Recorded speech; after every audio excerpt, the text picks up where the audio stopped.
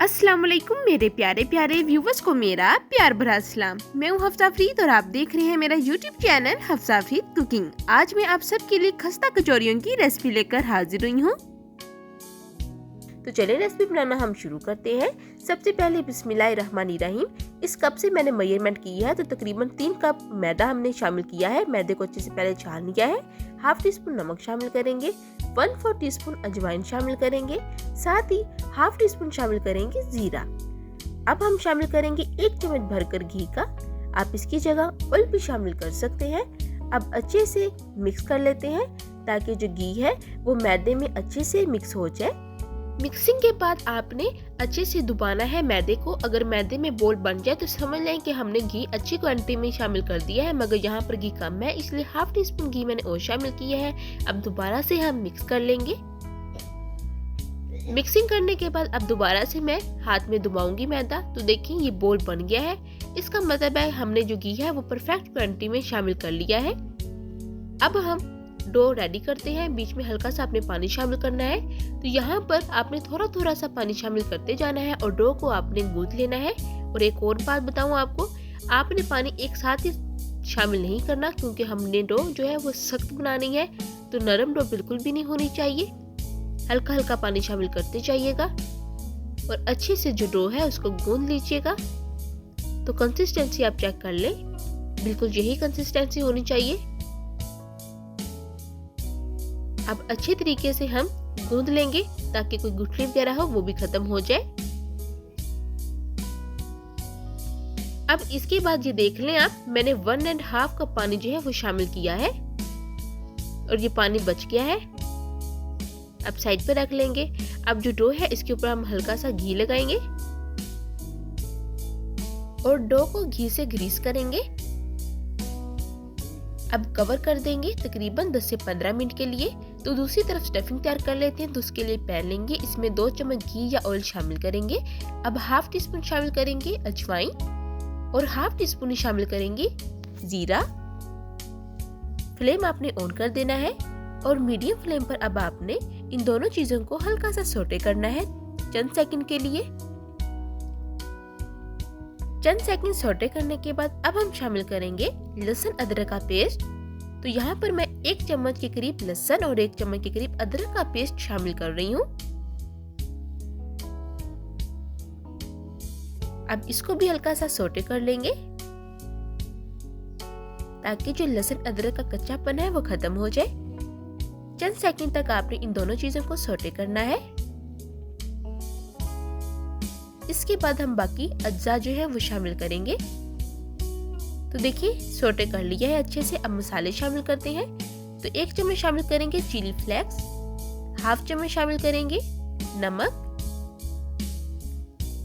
Half चम्मच शामिल करेंगे गरम मसाला। ये स्पेशल मसाला मेरे चैनल पर मौजूद है, ऊपर आपको इसका लिंक शो हो रहा होगा, देख लीजिएगा। अब एक बड़े साइज का शामिल करेंगे टमाटर, जिसको मैंने अच्छे से चॉप कर लिया है। अब अच्छे से इन मसालों को सौटे करेंगे तकरीबन 1 से 2 मिनट के लिए। साथ ही हम हल्का सा पानी भी शामिल करते जाएंगे ताकि अच्छे से मसालों की जो भुनाई है वो हो जाए। तो यहाँ पर मैं साथ ही शामिल कर रही हूँ सब्ज मिर्चें। तकरीबन 3 से 4 सब्ज मिर्चें हैं जिनको मैंने अच्छे से चॉप कर लिया है, ये शामिल करेंगे। तो यहाँ पर मैंने चिली फ्लेक्स का इस्तेमाल किया है, लाल मिर्च पाउडर का इस्तेमाल नहीं किया। अगर आपके पास चिली फ्लेक्स नहीं है तो आप ऐसे कीजिएगा कि लाल मिर्च का जो पाउडर है वो शामिल कर लीजिएगा। तो देखिए 3 मिनट हो चुके हैं। अब 3 मिनट बाद हम शामिल करेंगे प्याज। तो एक बड़े साइज का प्याज है जिसको मैंने अच्छे से चॉप कर लिया है, ये शामिल करेंगे। अब ये जो प्याज है इसको हम अच्छे से फ्राई करेंगे मसाले के अंदर। लाइट गोल्डन कलर आने तक हमने कुक करना है।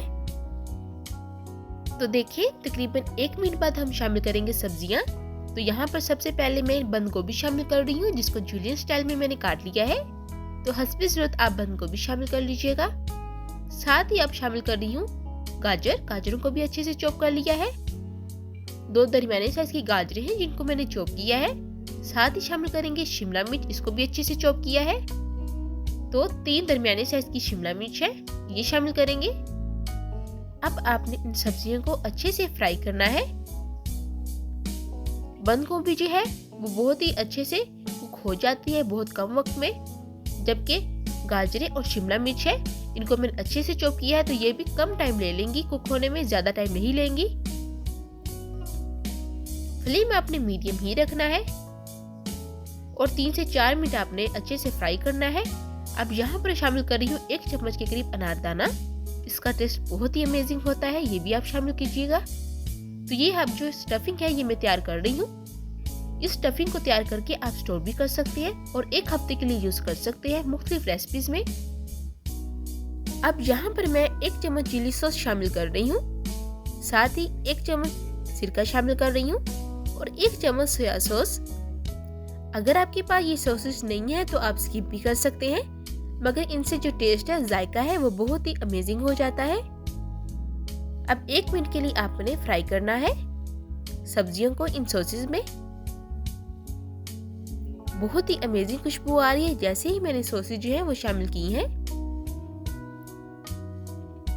तो देखिए 1 मिनट बाद अब शामिल करेंगे चिकन। तो चिकन को मैंने बॉईल करके अच्छे से श्रेड कर लिया है। तकरीबन 250 ग्राम चिकन है जो मैं शामिल कर रही हूँ।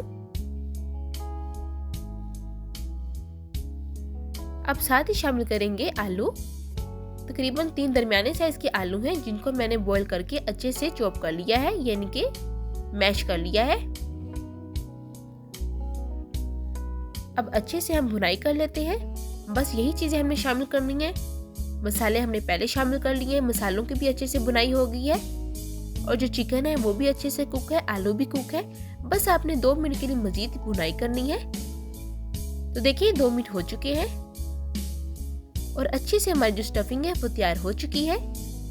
अब आखिरी चीज जो हमने शामिल करनी है वो है हरा धनिया। इसके बगैर तो हमारी जो स्टफिंग है वो अधूरी है। तो हस्बे ज़रूरत हरा धनिया शामिल कर लेंगे, अच्छे से मिक्सिंग कर लेंगे, फ्लेम ऑफ कर देंगे और स्टफिंग को ठंडा होने के लिए रख देंगे। तो पहले मिक्सिंग कर लेते हैं। अब दूसरी तरफ देखें 10 से 15 मिनट हो चुके हैं और जो डो है वो अच्छे से राइज हो चुकी है। चलें जी, अब इसको हल्का सा गूंद लेते हैं।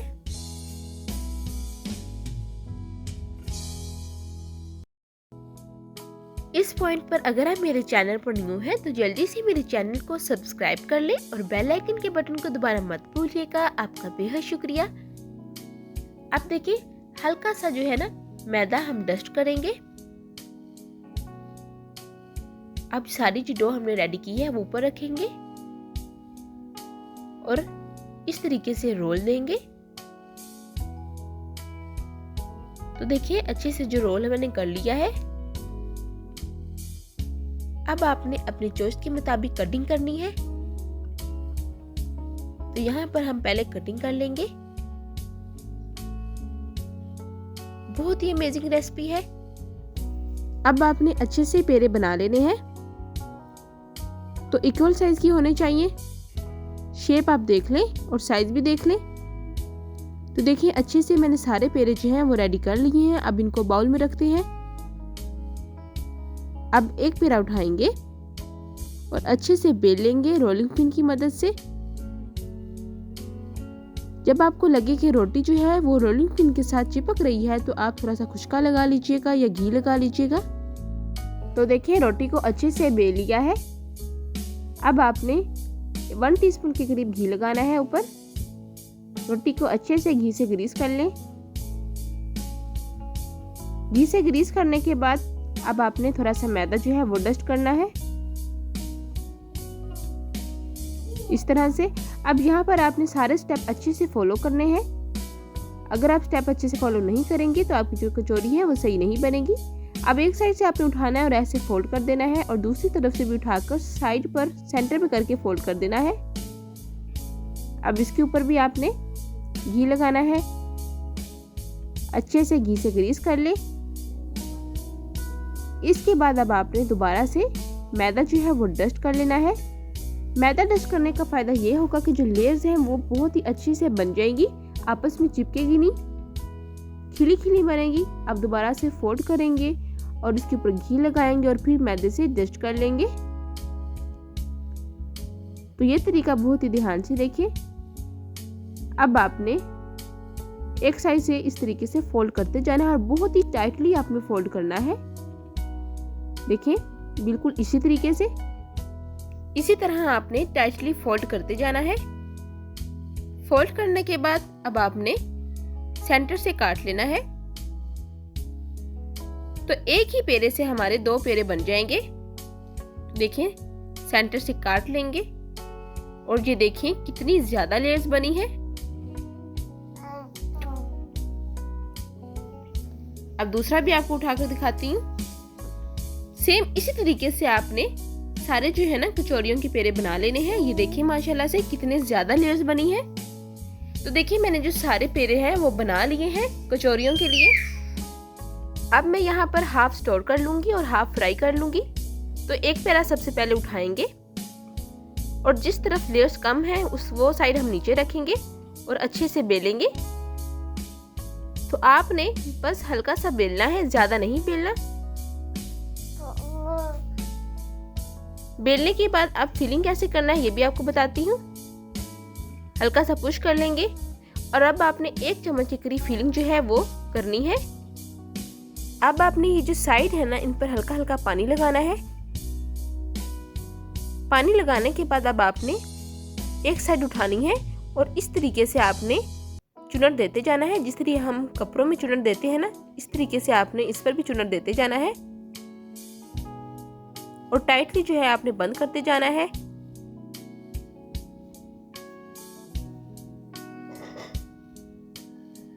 तो देखें बहुत ही आसानी के साथ हमारा ये जो है पेड़ा बन जाएगा।